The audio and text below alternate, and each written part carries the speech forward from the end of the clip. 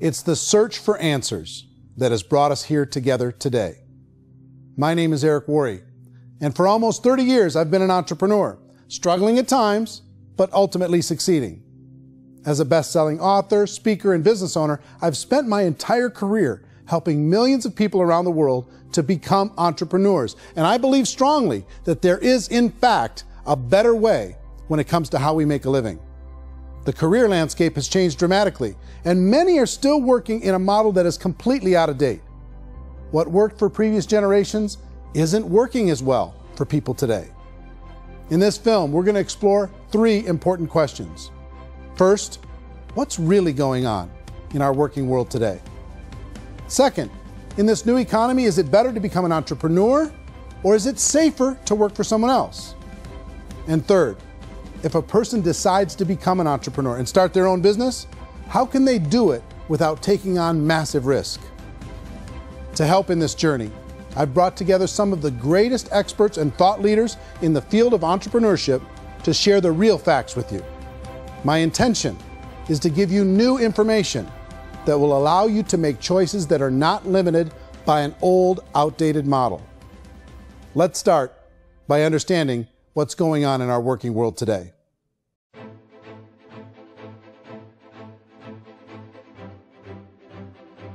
Let's look at unemployment. 30–40% of the people are honestly not working, but would be working.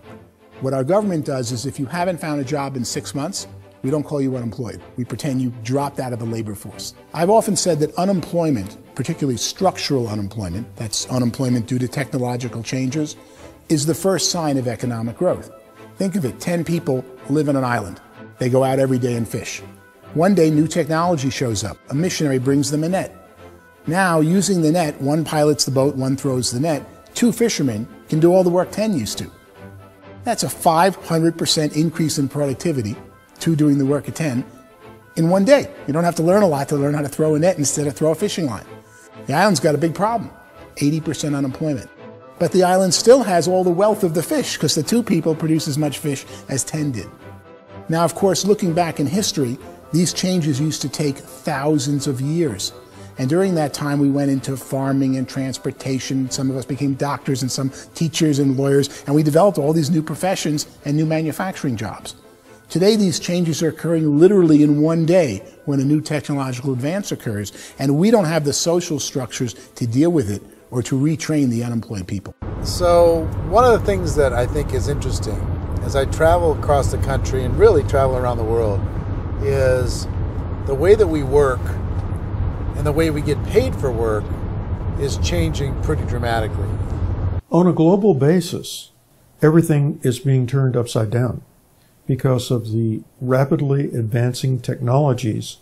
They are eliminating many jobs, and we have been left with many people not prepared for the jobs that exist. A lot of demand in public companies was to squeeze out all the fat and to get just as much margin as we possibly could, and fat equals humans. So this idea of job security in information age is so obsolete, but it's still taught inside our school system, and that's where the problem starts. There's no financial education in the school system, and people are still trained to be employees to work for that paycheck. This is a chart on the middle class.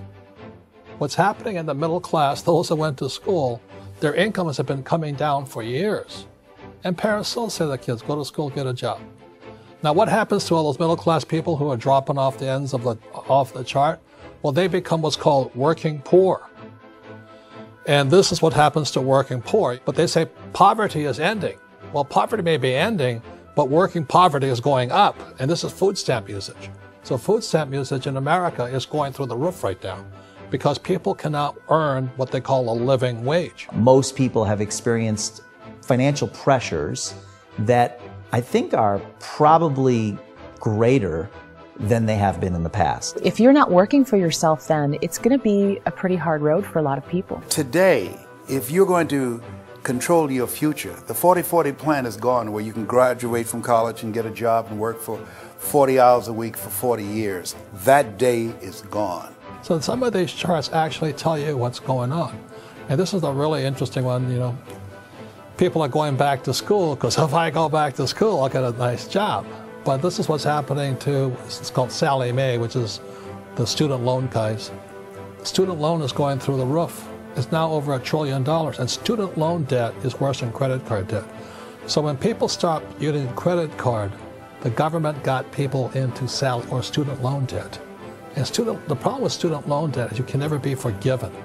See, with credit card debt, you can declare bankruptcy and all's forgiven. But student loan debt, you can declare bankruptcy, you still owe it. It's the worst of all debt.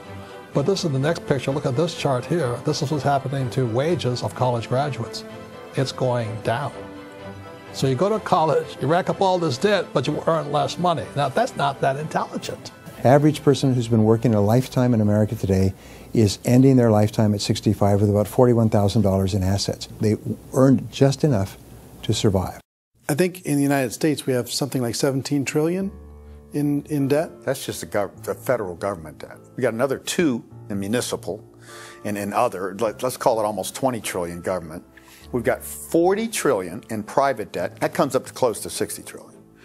When you then add something we never had before, what you were talking about, when we look at the unfunded portion of Social Security and primarily Medicare, Medicaid, that at the most conservative estimates from outside firms, Kleiner Perkins, 67 trillion and growing. That's more than all our other debt. There's less conservative estimates that say it's 84 trillion or higher. I added up conservatively $127 trillion in total debt. Debt is a financial drug. When you take it to excess, it's like taking a drug. Yeah, it makes you feel better, it enhances your performance, but at a huge cost, eventually it kills you. And so that's what happens. We keep doing more and more debt, and you get less and less results, just like a drug, until the debt gets so high that it crushes the whole system. That's where we're at, 8.2 times GDP. You know who I feel sorry for? I feel sorry for the person who dreads going to work, who is sick to their stomach on Monday morning, who hates their alarm clock, who gets a little glimmer of hope on a Wednesday because it's hump day and says, thank God it's Friday. And they live for those 2 days a week where they get to be themselves and they don't have to be around people they don't like, and they don't have to play the political game in the office, and they don't have to live this half life. The person that works 50 weeks a year just to be able to have the 2 weeks for vacation. And you know what happens to most of them nowadays? They don't have a vacation. They have a staycation. They have time off of work, but they don't get to go where they want to go because they're overextended. They've got all this debt. They got all this situation. They hate their alarm clock. They can't sleep until they're done. They have to spend most of their life in traffic. I feel sorry for that group of people because there's a better way. They just don't know it. I see this really interesting attempt at rugged individuality in a 6x8 rectangle. And I feel like you're all the same, except for the little push pins of the pictures. There's different pictures. Yours is named Jenny and his is named Sujara, but it's the same people. And this is how they are, and they're just like the zombies, and there's no joy in there, there's no fun. There's always like the wacky woman who decorates her cubicle, and that's the most she can do there. You got to give her credits, right? The wacky cubicle woman. The basis for their life is worry. I'm worried, you know, maybe I'll get fired. I'm worried maybe my company will go out of business. I'm worried I can't keep spinning the plates on paying the bills. I'm worried about how do I send my kids to college. I'm worried, what if the transmission of my car breaks? That's, you know, 2 or 3, I can't fix it. People live in a sea of worry, and it eats at them. Those signs that people held up during the Depression didn't say looking for gainful employment in a cubicle. It said looking for work. Work is what we're looking for. Job is just a unit of measurement. Work is what we're going after. It's time to look in the mirror and say, it's not the economy, it's my economy. It's my little world of where I am. I need to improve. I'm not going to wait for the economy to come back because, frankly, the economy is doing great in this country. So I'm here on Wall Street, the financial center of the universe, the financial capital of the world. This is where most people's money goes to at least be held for a time, right? With interest rates in banks being effectively zero, and many experts are predicting it's going to stay at zero for the next 10, 20, even 30 years, people feel like they don't have any choice but to put their future into equities, to put their future into the hands of other people on this stock market, and hope that the stock market goes up, hope that the stocks that their advisors pick or that they pick goes up. That's one way to go, I guess. It's my personal belief that if you put your future into the hands of yourself, in other words, you have earning power by yourself, I think you're a better investment than these guys. I think you controlling your future is a better option than handing over your retirement to these guys. The average household income in the United States is approximately $50,000 a year, what they call the middle class. To reach the top 25% of income earners, you need to earn at least $90,000 a year. To reach the top 10% would be a household income of $140,000, the top 5%, $190,000, and to be in the top 1%, you'd need a combined household income of at least $380,000 a year. So here's the question. What do you think would give you the best chance to move up and get to the top 10%, the top 5%, the top 1% or beyond? In my opinion, and in the opinion of many, many experts, the answer is to become an entrepreneur, to become your own boss. I think you have to be a business owner. I can't, the only time I ever say to someone it'd be great to be an employee is when they've already told me they've surrendered. I only tell people who are wounded spiritually that they should be an employee. And it's that feeling that you get when you pick up the backpack off the little Cub Scout and say, "Don't worry, little guy, we'll get you back to the camp." You know, it is in no way a kindness when I tell someone they'd be a great employee. The other status symbol really increasingly is lifestyle. I mean, people can own their own business, maybe even work out of their house. That, I tell you, people admire that. Like, gosh, I wish I could do that. The spirit of the entrepreneur is to be a risk taker and to be resourceful and unstoppable and to have a vision of yourself beyond where you are and not willing to settle for life as it is. Think about the great entrepreneurs. They're visionary. They have heart. They're willing to do today what others won't so they can do tomorrow what others can't. Personally, I don't think of the new economy, the old economy. I create my own economy. The entrepreneur's in control. I decide what the economy is going to be like. In the world of entrepreneurship, there are no limits. You can make as much as you want, depending on how much you want to work and how smart you are and how great a team you put together. There's no more lifetime rewarding business than being an entrepreneur. Why in America, where anyone could be anything, would people want to give up their freedom and become effectively a modern-day slave, told shut up and be here every morning at 7:30, leave at 5:30, and do what I tell you? If people decide to become an entrepreneur and work for themselves, they have some traditional options, but they're riskier than you might think. Any kind of a retail business, retail build-outs, is extremely expensive. Even just these small little yogurt stores where they're putting little yogurt machines and you get all the different flavors, you're spending $200,000, $300,000, $400,000 to open a yogurt shop. I would love to buy a Dunkin' Donuts, but it's $500,000 or so to start. I don't quite have that just-in-case money. Risk you can lose it all, and most guys do 2 or 3 times, and even big guys like Branson, because I'm such a fan of his, half his companies don't work. If you make $1 million, your problems are going to go. If you make $1 billion, your problems are really going to go.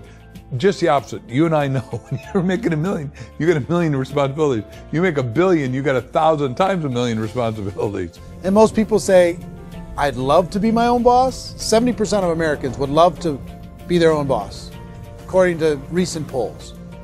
But they don't know how to get there. Because what are you going to do? One, you could buy an existing business. If somebody's selling an existing business, you have to ask why. Usually because it's probably hard.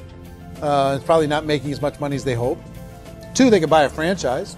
A little less risk, proven system, but it's expensive to be able to do that. 3, they could start something from scratch. And that's where a lot of people feel like, I don't have the chops to do it. I don't have the money. I don't have the product idea. I don't have the expertise. I don't have whatever it's going to take to be able to get there, and I can't risk my family to do it. So 4th, they could become an investor. A lot of people in this town invest to try and figure out a way, but you got to be pretty smart with that game too, right? Venture capitalists, who are the very best and most sophisticated in investing in new breakthrough businesses, make it on 1 out of 11. That means 10 out of 11 are mediocre or fail. Most of them fail. That's the risk there. An angel investor is lucky to get 1 out of 15 or 20. A business is a team sport. Like, I have to have accountants, I have to have engineers, I have to have systems designers, I have to have sales, marketing, I have to have accounting, I have to have mission statements, I have to have legal and all that. The average Joe Schmo, even me, I go out there, I don't have the skills to put a business together. I think the bottom line for the 4 traditional options is they take money, sometimes a lot of it. They take expertise, and they take time. All of that adds up to just too much risk for most people. I bought a business from somebody else and it was a lot of work, and you start wondering, what did I just buy? Because I guess ultimately I own your email list and I just overpaid for it. People that start their own business, they spend a lot of money, they spend a lot of time, a lot of effort to get things started. And the more you invest on the upfront, the harder you typically work at it. Well, I can tell you what the success rate is of a restaurant. What is it? They're crazy enough. About 90% of them fail. About 90%, in how quickly? Year or less. Wow. And if we're talking non-franchise, we're talking franchise, Sure. That's totally different. Yeah. But our students aren't getting franchise restaurants. You got to invest the big money. Exactly. And with someone like McDonald's, you've had to work with the company for a long period of time, really know the You even have a business. chance at investing $1 million. Have a chance, and it's a slim chance. What if there was a way that you had all the proven aspects, the comfort aspects, and you could still control your own life? What if there was both? In other words, you didn't have to create everything from scratch. You didn't have to be a super leader. All you had to do, what if there was a proven product already? You didn't have to create the product. And there's a proven system already, proven training already. Everything except an employer. That was the only thing that you didn't have. Do you think more people would be open to working for themselves in that environment?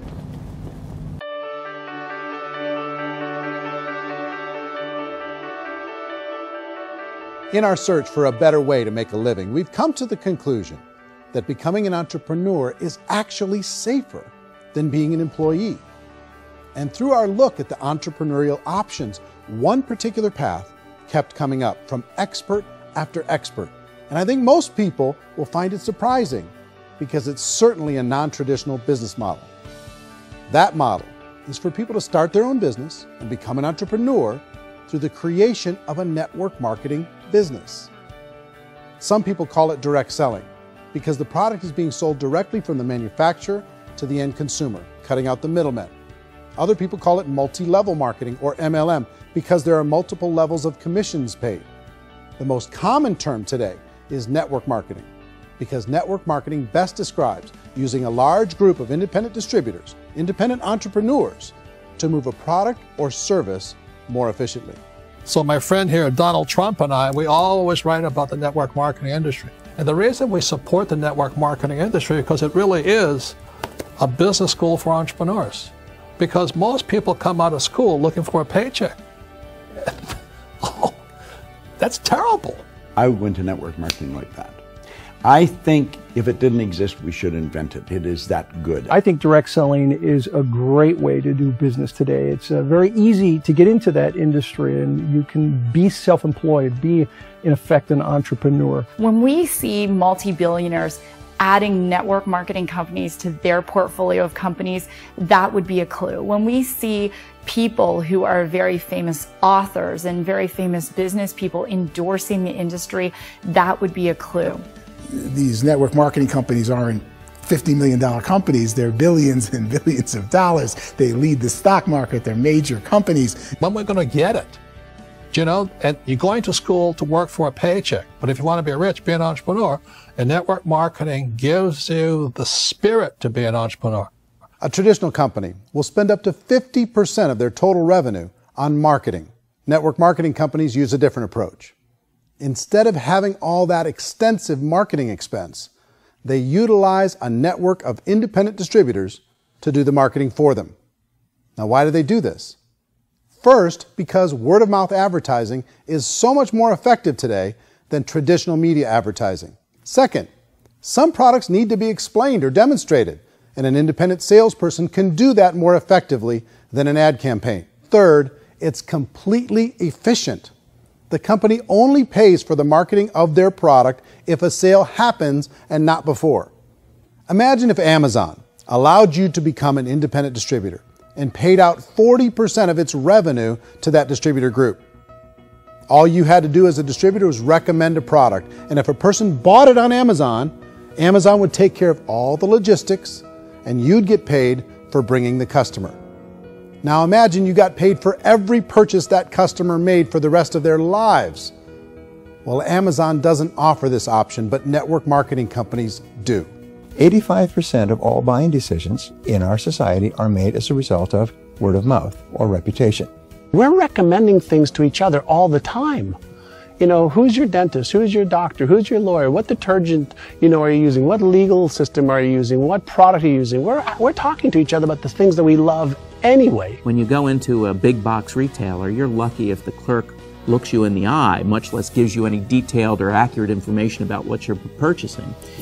So of course, this personal information, this education coming from a friend, a neighbor, a relative, or even a stranger, but one who has experience with the product is extraordinarily valuable. As a matter of fact, network marketing can educate consumers probably better than any other form of marketing.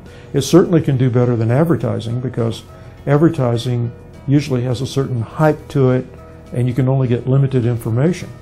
So, network marketing trumps advertising. If you were a typical sales company and you wanted to sell $1 million a month worth of product, you might go find 100 superstar salespeople. The quota would be $10,000 a month. So network marketing as a distribution system just flips the numbers. So we use 10,000 happy, raving fans of a particular product, and we don't concern ourselves so much with how much product each one of them individually sells. If they sell just $100 or $200 a month, and there's 10,000 of them, you're selling $1 million to $2 million a month worth of product. And that's the best way I can explain how network marketing works. This is the marketing arm of the company. There's not money being wasted on bricks and mortar. There's not money being wasted on inventory that's sitting stagnant somewhere. There's not of employees standing around that don't have customers. These are people that are going to connect with customers. These companies allow people to become independent distributors for extremely low cost and with no minimum time or sales quota. Essentially, they own their own business and can provide as much or as little sales as they choose. In other words, the distributor gets all the benefits of traditional business ownership without the risk. The advantage of network marketing is the ease of entry, the low risk, and the low startup cost, because almost everything else has very high risk. You can get in for a minimal investment. You're buying into a system that's already been proven, products or services that have been proven to work. The keys to network marketing is providing an opportunity for the masses to get involved, providing an opportunity for the average person who doesn't have the resources to start their own business. All of this so far is fairly straightforward, but network marketing offers another benefit, and it's this benefit that makes it so interesting for entrepreneurs. Network marketing allows a distributor to build their own network of other distributors and then compensates them on the sales created by that entire group. Direct selling is, at its base, very simple. It's the sale of a product or service to an individual on a face-to-face, one-on-one basis, just the way we're talking right now. But there's an important element as well, and that's the offering in conjunction with that sale of product, the offering of an opportunity for someone to make something of themselves. No matter what your social status is, no matter what language that you speak, I mean, look how many unbelievable people are becoming successful that speak every kind of language out there. What an awesome gift to give the world. Instead of having to work your way up in a system and prove that you could be a sales manager, they just decided everybody can be a sales manager. Everybody gets to build a sales team from day one. And so what that brought into the system of growth as a direct selling company is the concept of compounding or geometric progression. Because now you can actually grow a sales force very quickly because everybody is enrolling people in their own sales force. People who are like, oh, this is weird, I'm building a sales team, or what do you think you do at a regular company? How do you think a regular company works? Network marketing is the only industry that doesn't say your past determines your future. It looks at your past and says, okay, now what can we train you to do so you can have a great future? Every other employer out there wants to exploit you for what you already know, not teach you something new. Network marketing has the potential to save the United States and the world because it's going to teach people not to be employees, but to be entrepreneurs.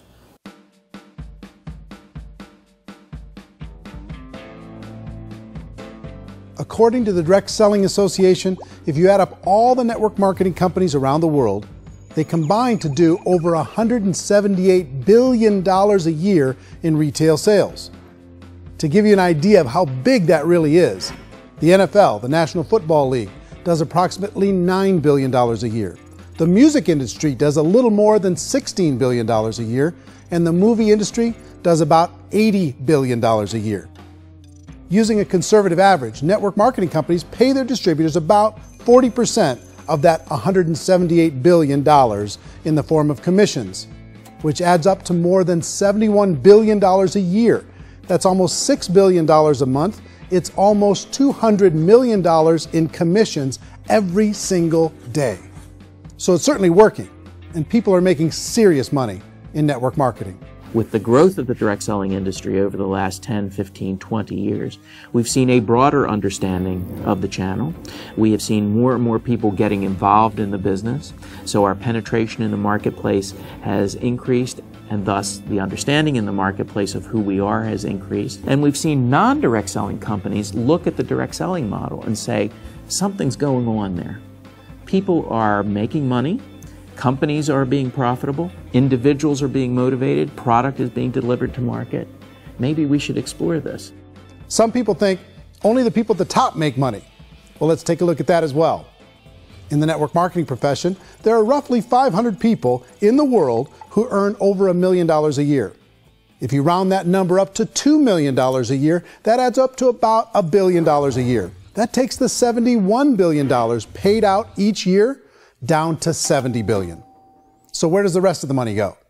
The vast majority goes to part-time people making anywhere from a few $100s a month to many thousands of dollars a month. It goes to people who choose to make it a full-time career move and earning even more than that. Every day, people are using the money they earn through network marketing to pay off debt, have more fun, and improve the quality of their lives. Everyone I know in network marketing has been doing that since the 50s. They go to work when they want to go to work. They stop working when they want to take time with their children to have a leisurely breakfast and discuss issues and drive them to school. They go back to work when they get home, wherever they're working out of. The biggest thing that I've seen is people that have become much happier in their life. MLM has probably made more millionaires of more people in more countries, and I've spoken to them in 67 countries than any other single form of business, starting from nothing. If they have a choice between working a job for the next 10 years or working a network marketing business for the next 10 years, the result of working the network marketing business will be better. A lot of people within the industry go on and make this a career and do extremely well at it. Network marketing has been nothing but good for everyone I know that's been involved with it because they did it seriously and they played full out and they've been very successful. It's been a constant barrage of success stories and people showing off stuff that they got as a result of it. How many people are involved? Approximately 16 million Americans and 96 million people around the world are currently participating in network marketing. And in a recent poll, 82% of those people report a good, very good, or excellent experience with network marketing. So people are happy.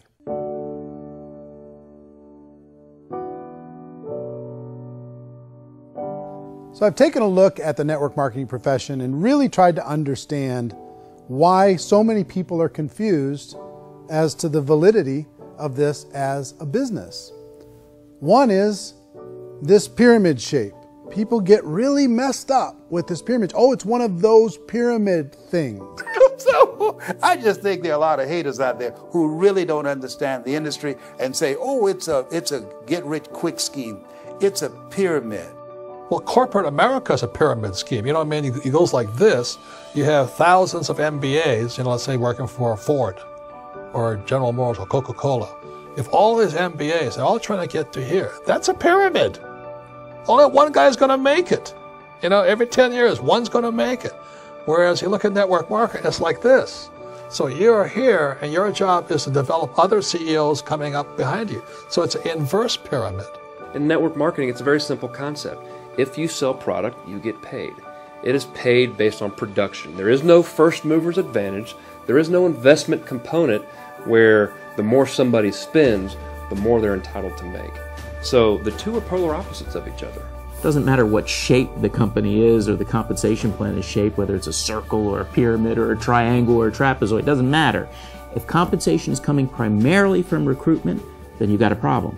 On the other hand, if an operation is basing their compensation to participants on the basis of sales, even when those sales are generated by people you've recruited, well, then you're a perfectly legitimate enterprise. That's the legal test, it's the practical test. Another issue that's been true in the past that is no longer true now is people used to be in network marketing loaded up with products that they couldn't sell, and they ended up a loser. They ended up with a bunch of product in their garage. They ended up with a bunch of products sitting in their kitchen shelves or whatever, and they thought they could sell it, and then they weren't willing to or able to sell it, and they ended up with a bunch of stuff, and they were bitter about it. There was this thing called front loading where you had to buy, like, well, if you bought $25,000 worth of product, you got better commissions and all this. Today, it's almost all done by computer. It's direct mail, comes from a warehouse somewhere else. You don't have to have all this inventory. You don't have to stock up. It's a paperless world now. You know, most of it's done online. You have a back office. It really works. And I mean, the technology has changed everything. Third issue is people start talking about 99% of people in network marketing don't make any money. Well, we've talked about that over the course of this journey together. Almost $200 million a day is being paid out to network marketing distributors around the world. The naysayers, the people who say that it doesn't work, are usually the ones who just don't know how to make it work for themselves. And so they're giving you an opinion, and I tell people, don't confuse people's opinions with expertise, because opinions are free. And don't confuse sincerity with the truth, because people can be sincerely wrong. But here's the reality inside of network marketing. The vast majority of people that get involved in network marketing just become customers, and they get involved to be able to purchase product at a lower price. If you take Costco as an example, if a person goes into Costco and gets a membership to Costco so they can get a lower price on the product, we don't call that person a loser because they have a bunch of product that they walked out with a smile on their face. Yet when some people want to take a look at network marketing, they say, well, those people, they're just using the product and they aren't earning an income, so they must be a loser. They're not a loser, they're a happy customer. That's the vast majority of people that are involved in network marketing. Now, a smaller percentage of those people decide to go build a business. They earn $300 a month, $500 a month, $1,000, $2,000. That's the bulk of earnings in network marketing. And then there's the few that really decide to take it serious, really decide to build a large network, really work to make that network very, very productive. And those people make huge amounts of money, and there's no cap. What I do as an outside economist, just somebody looking at this industry like any other industry I speak in, and say, look, what's the realities of this? 1% do incredibly well. 10% generate some additional income at pretty low risk and effort. That's not, and 90% of people roughly end up customers. One thing that I think is real when it comes to people's perceptions about network marketing is people put this, and distributors, I think, involved in network marketing have some responsibility for this. They have sometimes unrealistic claims about the product or about the income. Most people who become distributors, they want the money, they want to be successful, but they don't have the skills. They don't know what to do. And when people don't know what to do and they're in a new business, they're scared. And when they're scared, they panic and desperation kind of sets in. So they think everyone they talk to has to get in. So if I talk to you and you say, well, no, I don't have time to do that, they're like, no, I need you. You have to do this or I won't be successful. So I start clawing on you. I start that desperation. So then I start making claims about the product, which are not appropriate, probably not even true. Or I start saying, oh, let me show you how you can make all this money and you don't have to do anything, Eric. And so you just totally misrepresent the opportunity, and you're clingy with people because you think you need everybody to be successful. And you don't. You know, one of the messages that I try to deliver most forcefully to companies as well as salespeople in direct selling is that you don't have to overpromise. The reality is in network marketing, there's a lot of hard work involved. There's a lot of effort. You're going to have to develop yourself. It's a business like anything else. It's going to take some time, but in my opinion, it's better.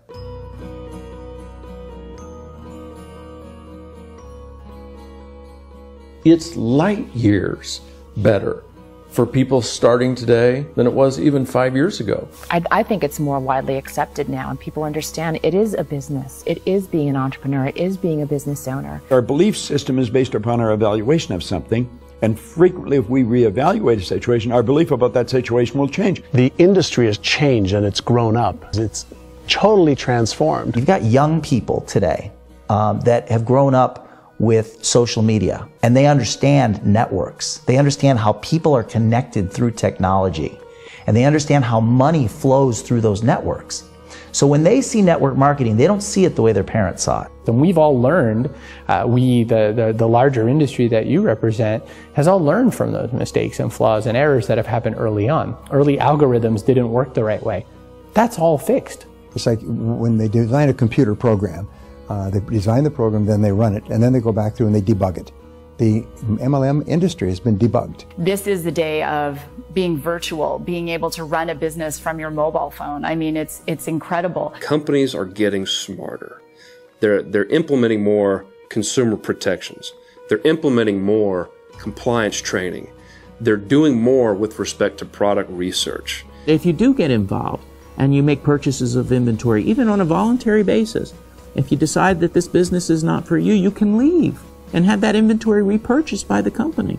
There's no other business that offers that kind of protection on a voluntary, self-regulatory basis.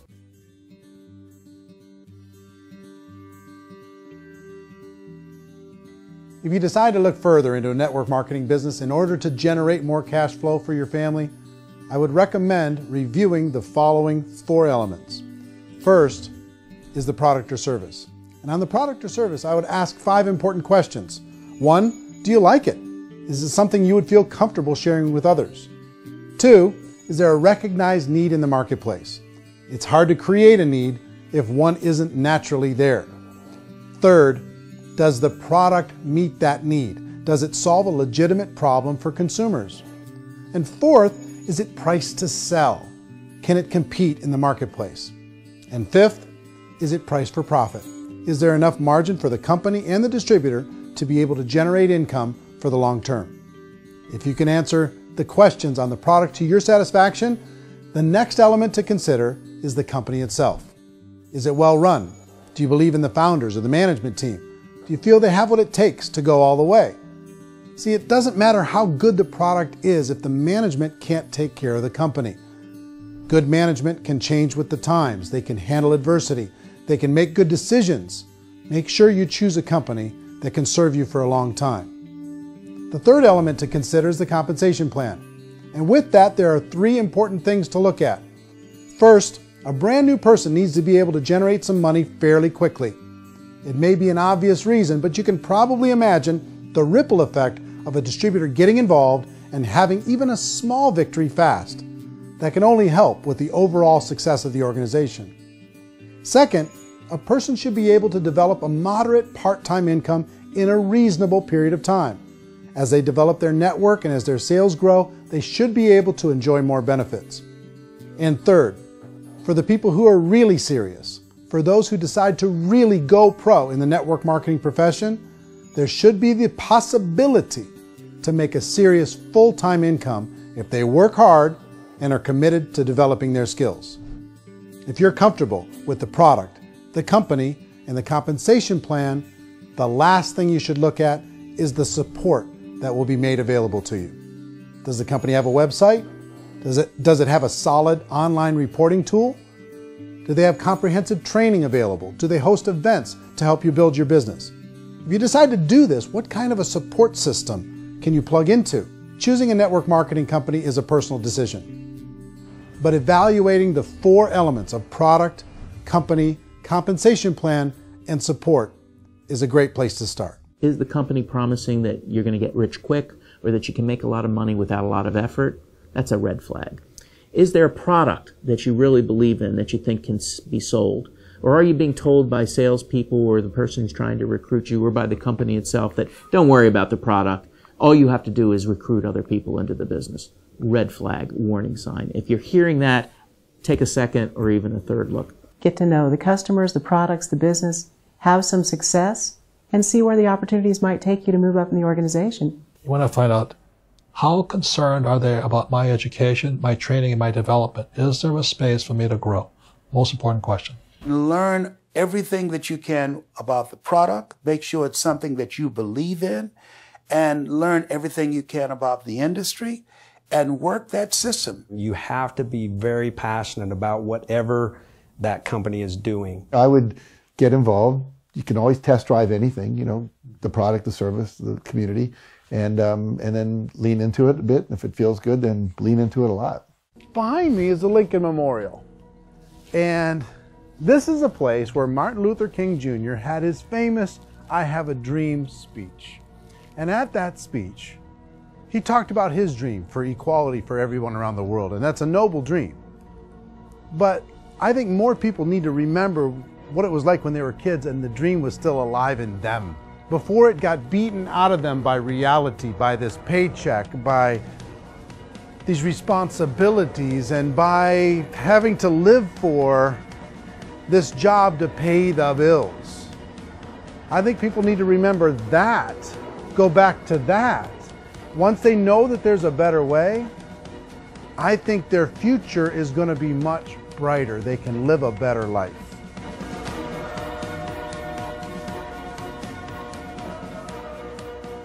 So if you're considering getting involved in a network marketing company, let me offer you just a few pieces of advice. First, network marketing isn't perfect. It's emotional, it's challenging. Like any entrepreneurial venture, it can have its up days and its down days. But if you have an entrepreneurial bone in your body, it's just better. Second, if you're going to do it, decide to be professional. Decide to go pro. It's better to do that than just be this amateur sticking your toe in the water.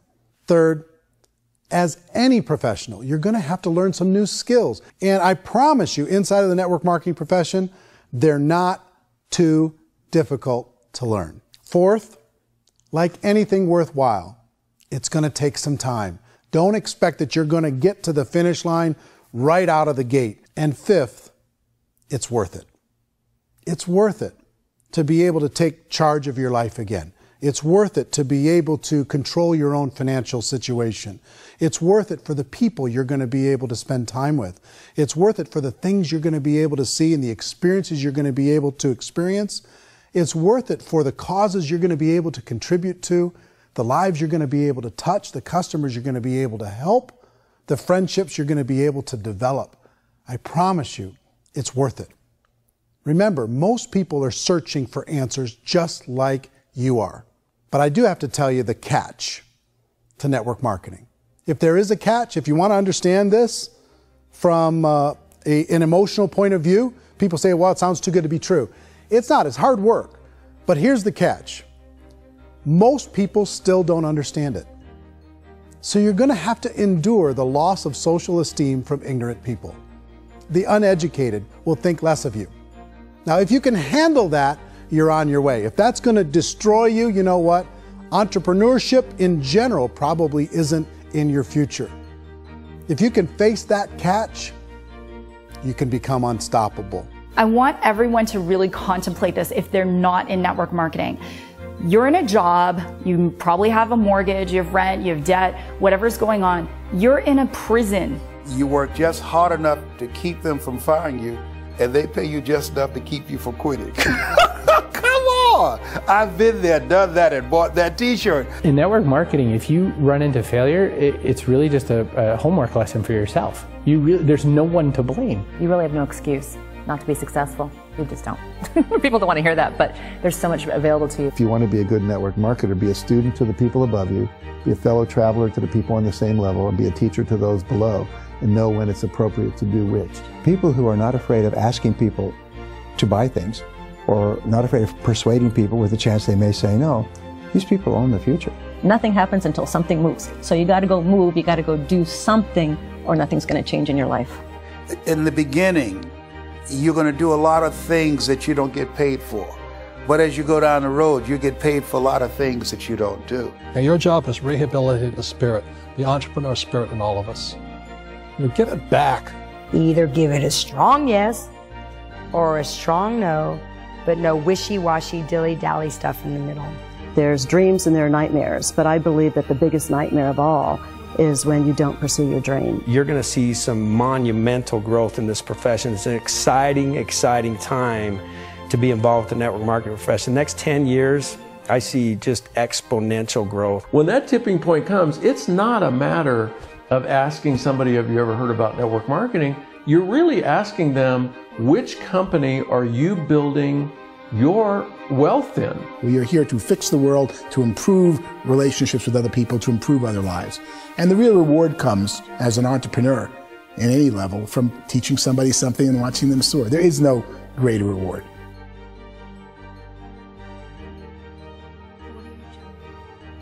Life's too short to spend it living someone else's dream instead of your own. It's too short to spend it living at a fraction of your potential. Can being an entrepreneur be a challenge at times? Sure. But here's what you get in exchange. It can be yours. Something that you built, something that you created, something that you made happen. This balloon represents your dream. It represents entrepreneurship. My wish for all of you is that you would reach out and grab it.